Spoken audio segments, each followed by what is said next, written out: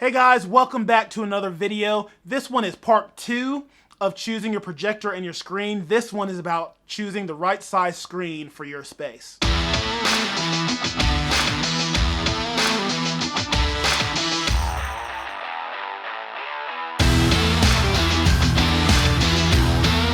Just like choosing the right projector, choosing the right screen can have a lot of moving parts to it. So I want to help you determine what might be best for your space. So the first thing you have to look at is the size and aesthetics of the screen location in your space.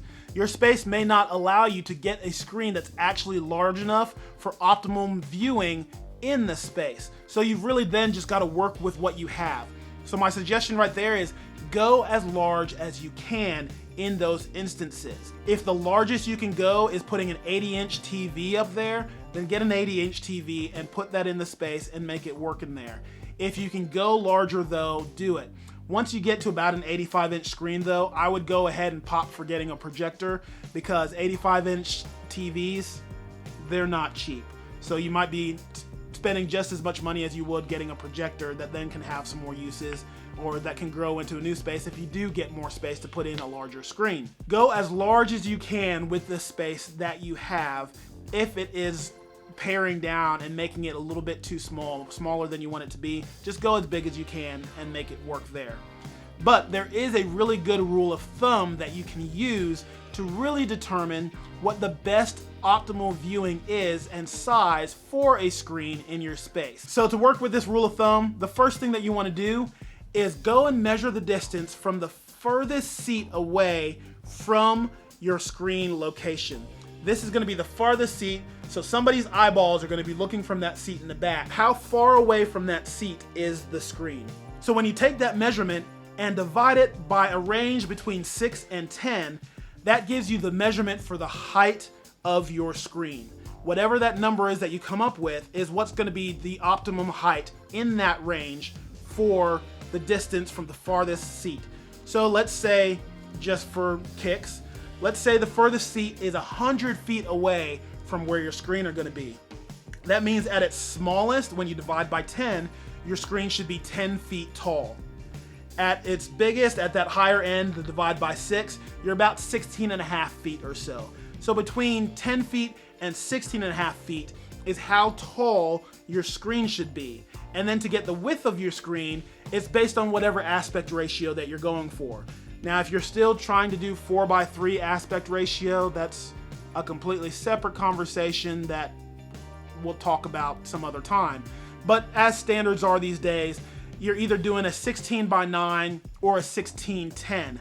So let's go with that 16:10 just to keep the numbers easy again.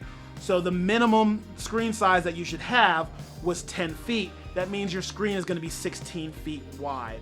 So that's a really useful way to get some numbers in there and know what size screen is going to be best for viewing in your space.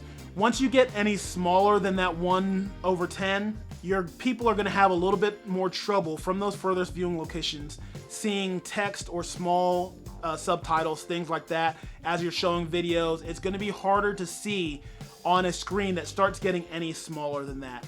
But like I said, it's just a rule of thumb. It's something to go by.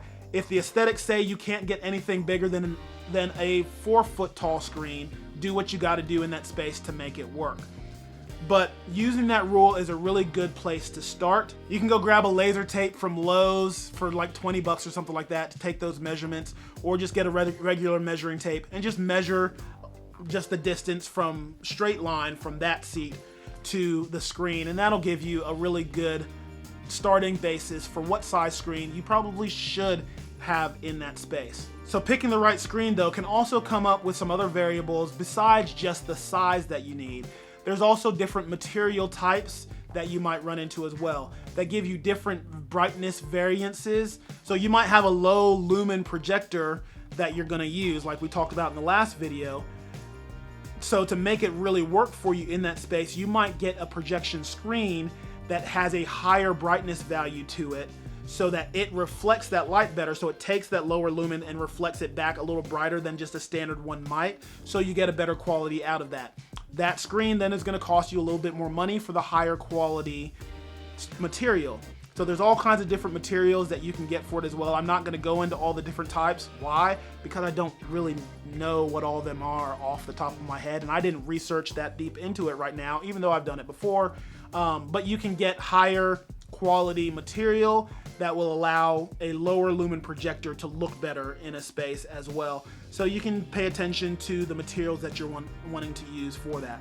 A last thing that can help you in the determining process is, do you want it to be fixed or do you want it to be retractable? I personally don't like retractable projectors.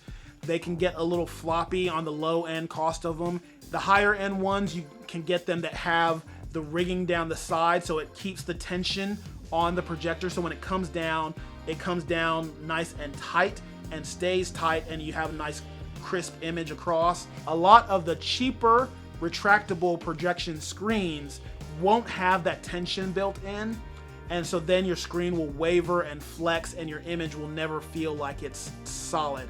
So, and it can get blown around by air ducts and all kinds of things. So I prefer getting fixed screens that are made to this size and you attach them up there and they just never move. But for the aesthetics of your space, you may prefer a retractable screen that can go away for uses in different situations. I know churches I've worked with in the past have gotten a retractable screen because it's directly behind them where they're putting it, and when it's down, it blocks the baptismal.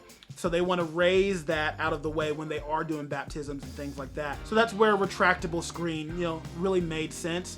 And we steered them towards the ones that have the bracing in them that'll keep it nice and taut when it comes down. Like I said, I'd rather just put a fixed screen in place, lock it in there, and it just always be there for its desired purpose. That's why a lot of times churches will go with having dual screens on either side where it can be on a wall and out of the way, and it's not blocking a major portion of their actual stage and background that way. So just something else to think about as you're making those determinations. Obviously, retractable screens are going to cost more money, and you're going to have to take that into account with the desired aesthetic that you're going for in your space. Hope that was helpful. This one also feels a little bit rambly because it can be a little bit tricky picking between your projectors and your screens. There's so many options in both of these things, but I hope between these two videos that I was able to help you get some tools and some handles on things. You can do far more research than what I just gave you, but hopefully this was at least a little bit helpful to get you started on the right path with making these decisions. Hope you guys have a fantastic day. We'll see you guys in the next one. Do all the things that YouTube says to do, like, subscribe, hit that bell notification, and we'll see you guys next time.